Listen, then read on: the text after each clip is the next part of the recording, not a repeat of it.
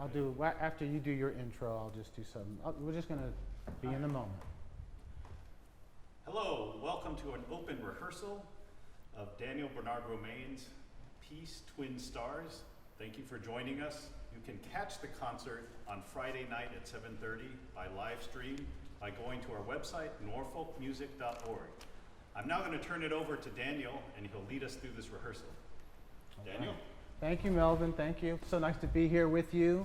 It's so nice to be in this space, this music shed. I don't know if you can hear it, but there's rain and thunder and lightning and wind outside, the cosmos, if you will. And I think that this piece is about the celestial and the aspirational and what my father called to me the astral body, that things are limitless in many ways. As a Black Haitian American composer, I think about our mortality and our morality. Can we get to a shared radical morality? I don't know, but I trust Terrence, our wonderful tenor, for this piece. I trust Brandie, our wonderful coloratura soprano, for this piece. I trust James on viola. I trust Clara on cello. I trust Rebecca on piano. I trust Melvin. I trust Rebecca on violin. I love to make mistakes. I love Melvin on piano, and I love Ngioma. Yep. Is that right? On violin.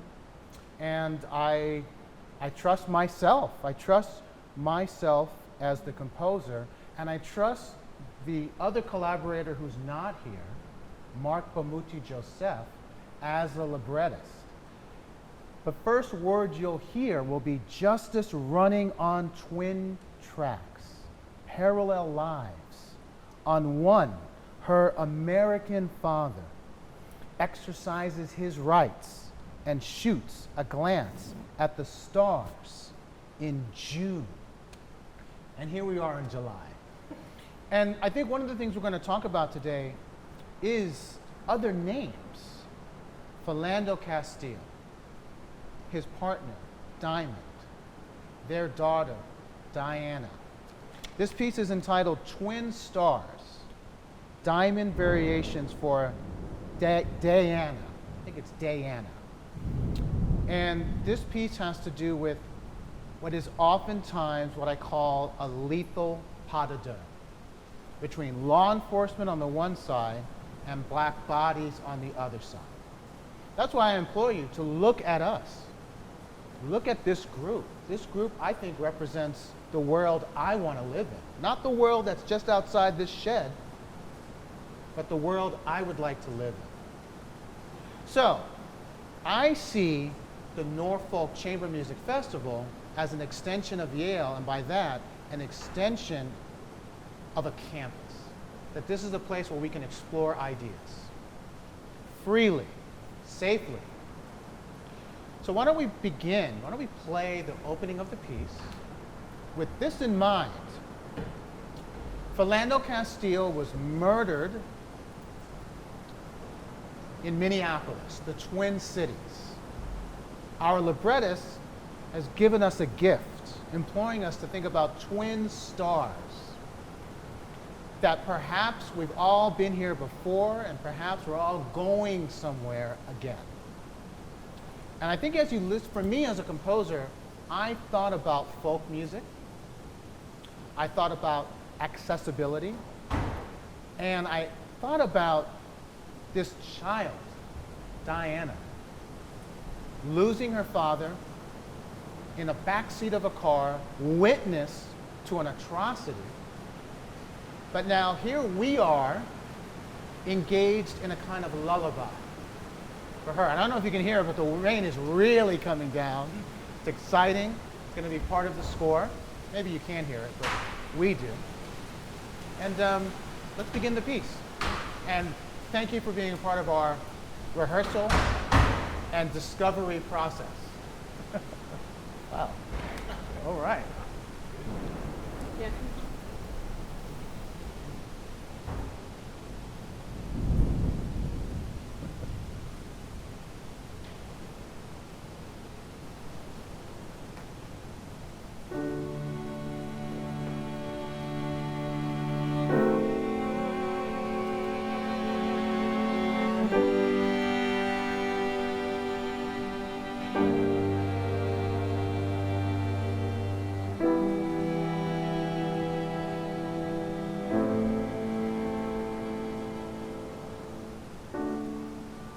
justice running on twin tracks,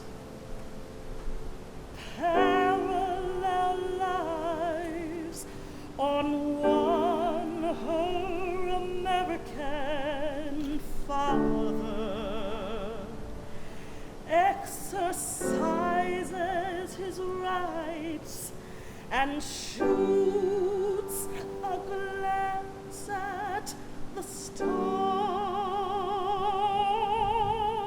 in June.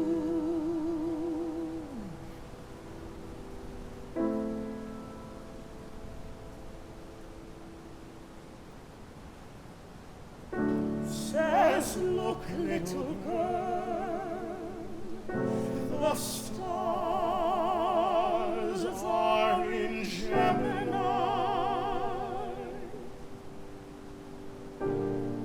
We're just like them.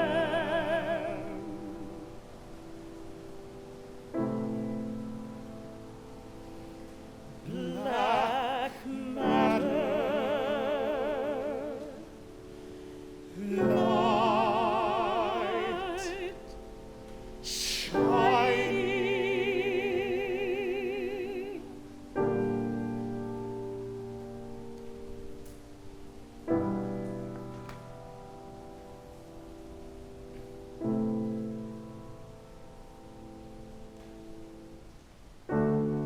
It's a miracle, isn't it, little girl?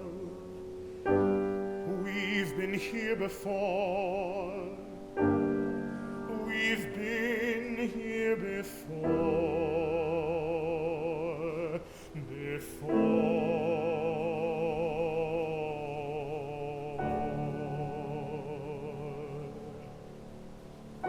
Here before.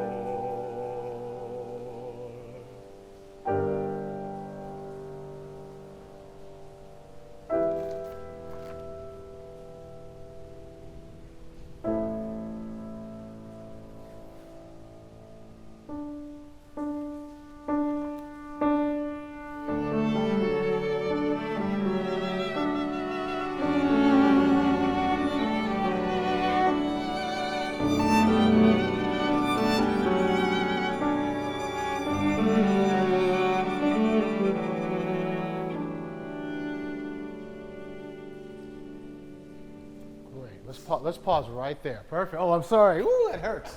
That hurt me. Okay, we're going to break it up into chunks. Okay, so that's the introduction to the piece.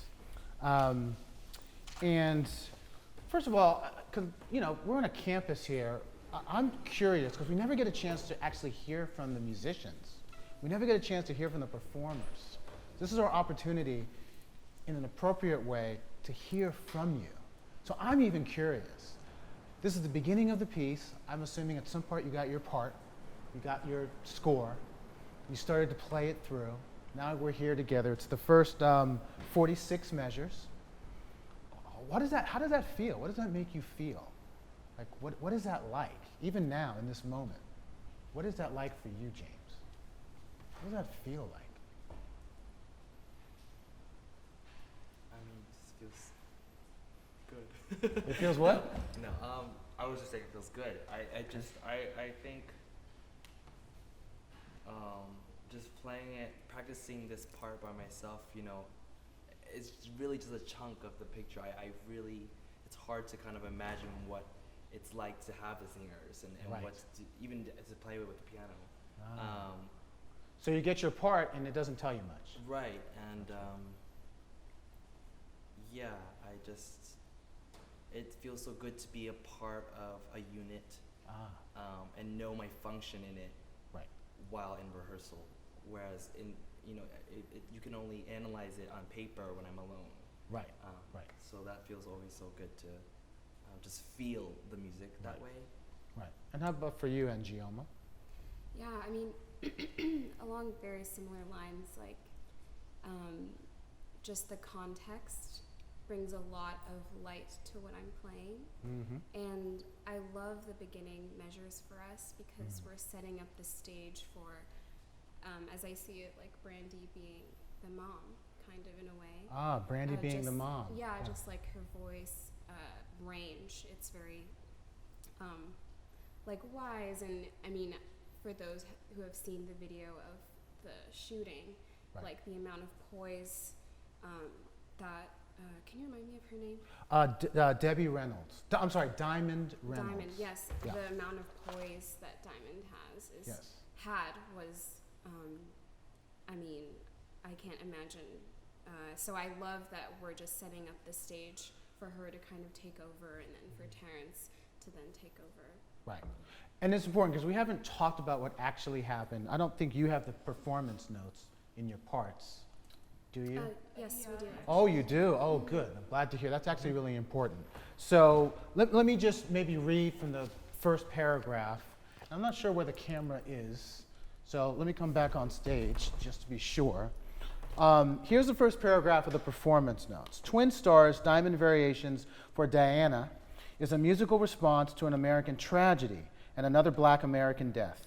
On July 6, 2016, and today is July 7th, 2021. On July 6, 2016, Philando Castile, his partner Diamond Reynolds, and their 4-year-old daughter Dae'Anna were driving down a road and were pulled over by police officer Geronimo Yanez. Castile was licensed to carry a firearm, exercises his rights. And after informing Officer Yanez that he had a weapon, Yanez told him to, quote, Yanez told him not to, quote, reach for it then, end quote.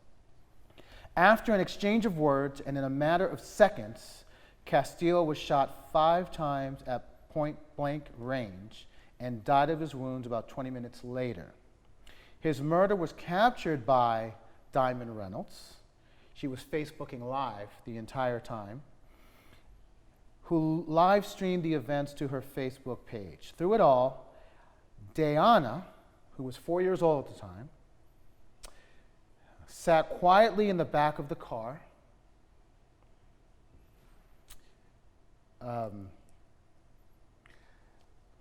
witness to it all, and telling her mother that she didn't want her to get shooted. So let me just stop for a second, because I'm a parent, many of us are parents, and I think it's important that we don't lose sight of that.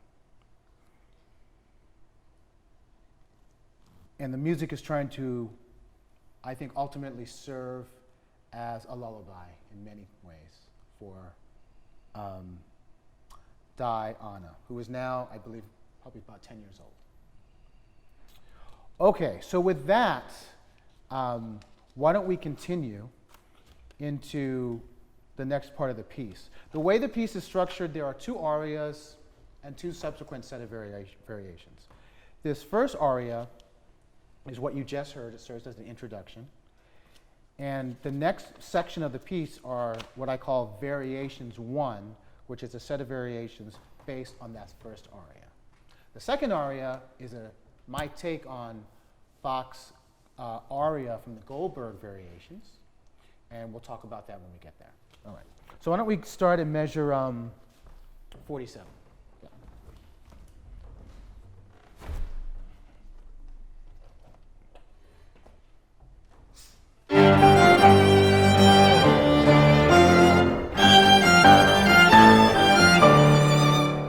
Life and death dance like twin stars, quested on opposite banks of the law.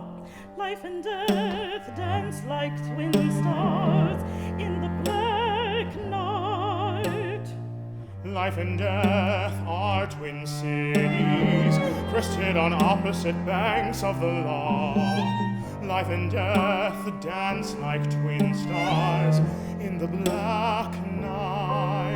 Twin stars, twin stars, twin stars, twin stars, twin stars, twin stars.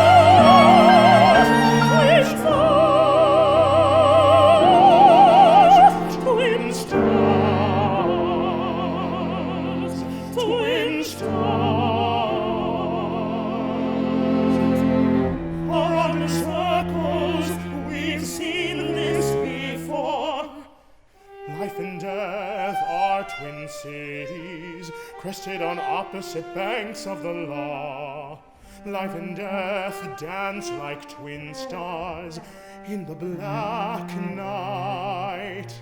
Life and death are twin cities, crested on opposite banks of the law. Life and death dance like twin stars in the black night. Twin stars, twin stars, twin stars, twin stars, twin stars, twin stars, twin stars, twin stars,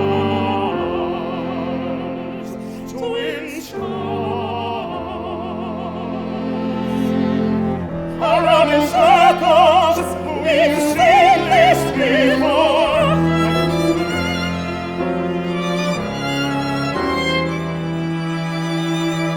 Yes, yes, awesome. So Brandie, what do you hear or feel or think about this piece? We're about to go into the next section, which is a series of duets, but just stopping right here in this moment, Ngioma referred to you as the mother, which I think you're right, Diamond Reynolds. But so in addition to that, how do you feel and approach and see this piece and your work in it? Like James said, in the beginning, it was just, okay, let me learn these notes so I don't get to the first rehearsal and embarrass Right. myself. But listening over time, and the more I studied it and got to know what was happening musically, I said, okay, I see exactly what this is supposed to invoke. And from me emotionally. And I hadn't even thought of what Ngioma said about me being the mother, because I am a mother. So I always put myself into the shoes of the person whose story I'm trying to tell, so that the audience gets an effective communication of that. And I have a son who's 9, and I know how much he loves me. I see how much he loves me, and I cannot imagine if my child were 4 years old and having to see that happen to myself or his father. And so, I mean, even just now when you were speaking, I messed up the first line I had to sing when we came back because I was in tears, because this is so important, you know, and I hope that every ear that is supposed to hear it, hears it, and gets from it what they are supposed to get from it. I mean, we haven't even gotten into the lyrics yet that are really gonna slap some faces. But just the entire work, I mean, for me, it was more of an emotional thing because I'm a mother. Right. You know, that's the biggest piece for me. Right. Thank you so much. Thank you Yeah. so much for that. Well, let's go into the next section now, which is we've had in some ways this is a double exposition for you music nerd fans out there. We have the aria, and then we have these first set of variations, and now we're going into the development section, right? We are quite literally. And in the development section, what I'm starting to do is think very operatically about it, and things get broken up. Same material, but now it's getting passed around to places. And for example, you'll see we'll see Brandie passing melodies off to, oh wait, hold on, I'm in the wrong place. Yeah, we'll see Terrence passing melodies off to Rebecca, our second violinist.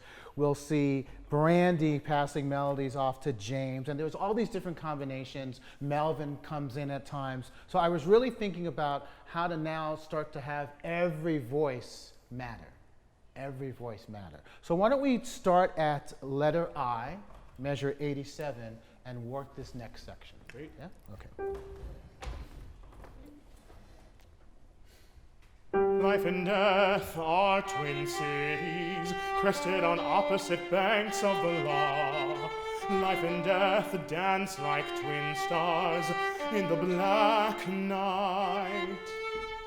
Around around in circles. We've seen this before. A repeated utterance, like the time when she was 4, and the officer fired more shots into her father's body than the number of years she'd been alive. And it was up to her to tell her mother, don't cry, I'm right here with you, I could keep you safe. Her mother handcuffed next to her, repeating, it's okay, it's okay, it's okay. Philando in the car in front of them, nothing left to say.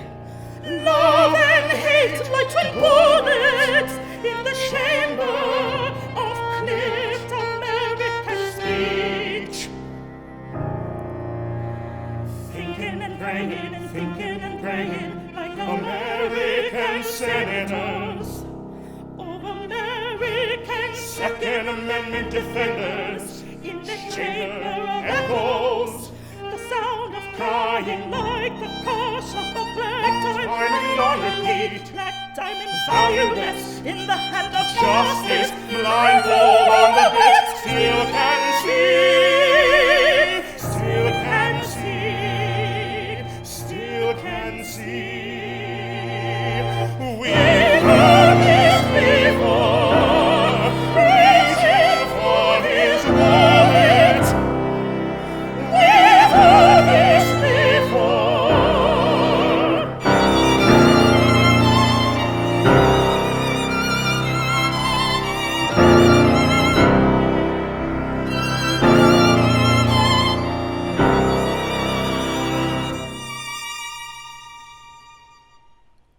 I'm scared, says the girl. Her mother starts to scream. Don't scream, mommy. I don't want you to get shooted. I'm scared, says the girl. Her mother starts to scream. Don't scream, mommy.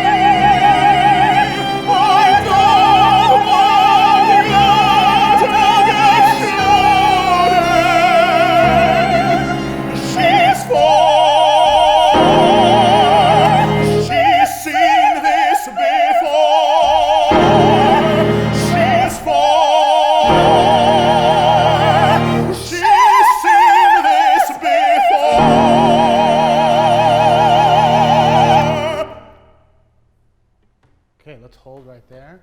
Beautiful, beautiful, beautiful. All right. And Melvin, who is the director of the Norfolk Chamber Festival, yes, and a very good friend. We've been friends for many years. Melvin, we're about to go now into what I call Aria 2, from the aria from the Goldberg Variations. Can you talk a little bit about how you feel Bach plays into this piece, and also what this means to you? You commissioned me, you invited me in, you took a chance and a risk. We have all gone through a pandemic together, and I'm just so curious, we haven't even talked about it. Why Bach? Why do you think Bach is suddenly now here? I mean, I have a lot of thoughts about that. Yeah. Well, I mean, I think Bach is kind of the underpinning of everything we do in what you call classical music, right? Mm-hmm. So I think part of, why I wanted to commission you, is to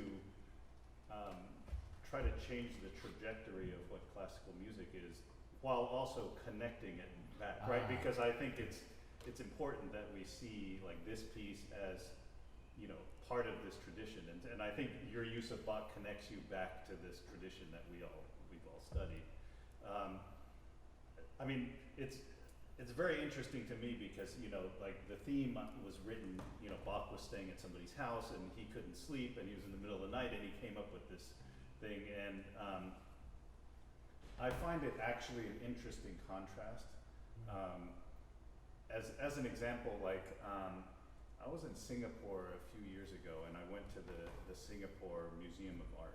Mm-hmm. And one thing that struck me actually is that all the art in there had to do with colonialism, right? Because like a Vietnamese artist or a Cambodian artist, like the subject matter was really clear and really kind of singular, right? And one thing I think about is that, like, if you think about Bach or Schubert or something, in a way they have the freedom to just write music that is whatever they're thinking of, right? In a way, like, you have to write about a subject matter, right? Like, sure, yeah. you know what I mean? So I think about that as, like, you hear Schubert's music, a lot of it is about how, thinking about, like, the philosophical ideas of, like, why am I dying? Why am I, how am I going to deal with death? And, when, in a way, when you write about this, like, it's very clear why people are dying, you know what I mean?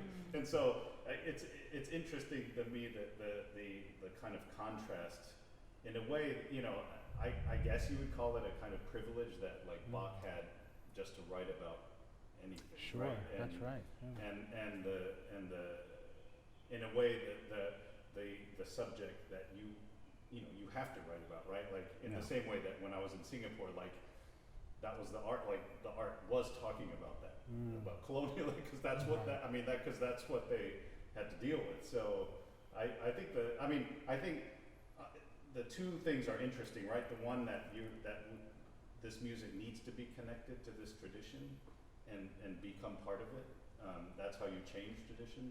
Right. But on the other hand, the kind of looking at two sides of what one composer can write about and what one composer must write about. Oh, sorry, I got it. That's Yeah, what we do. that was good. That's what we do.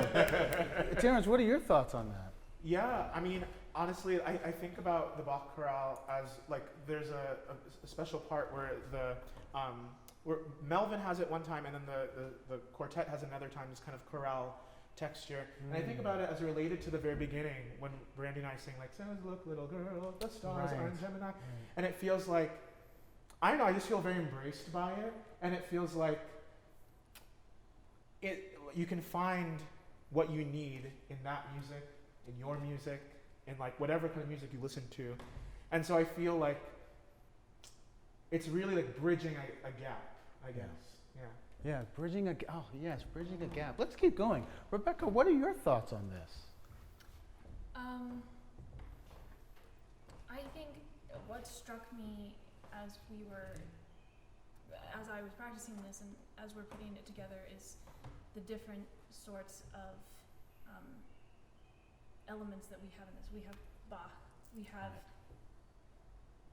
that sort of simplistic sort of dreamlike chorale, but where that chorale is actually talking about something that is kind of horrific.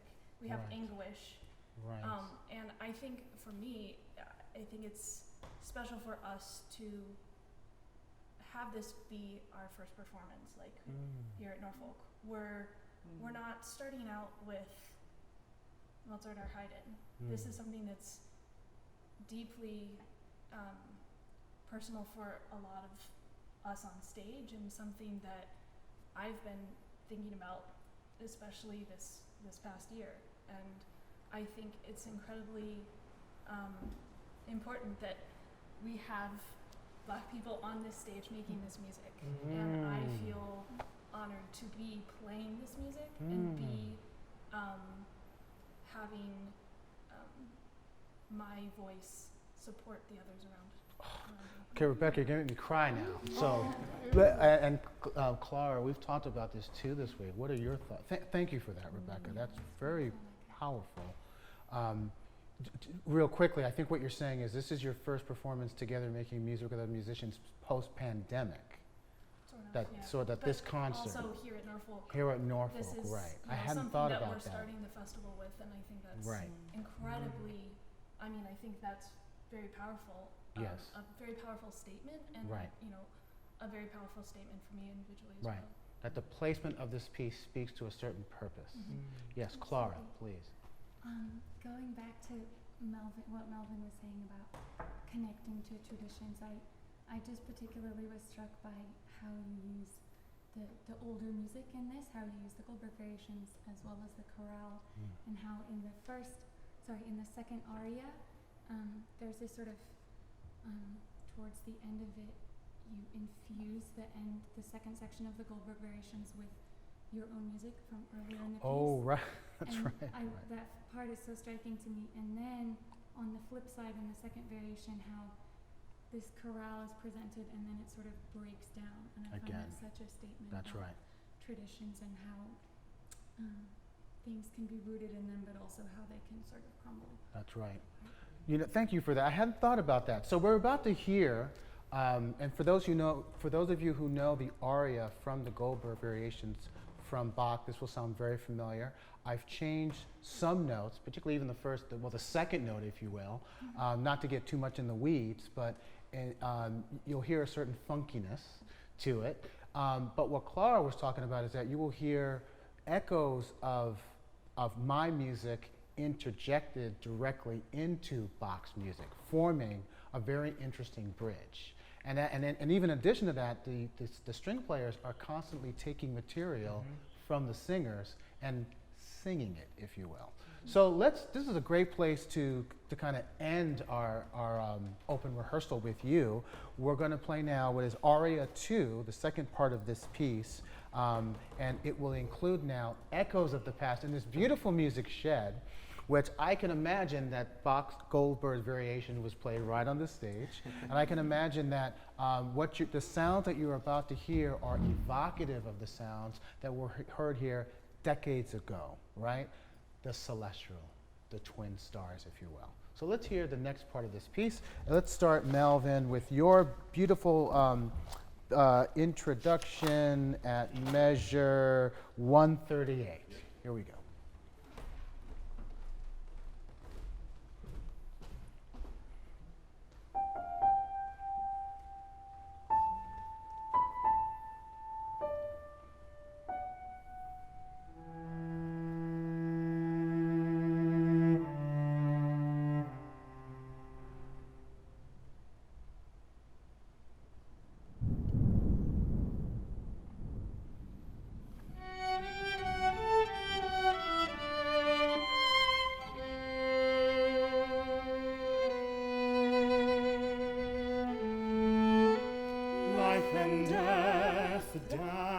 Like twin stars.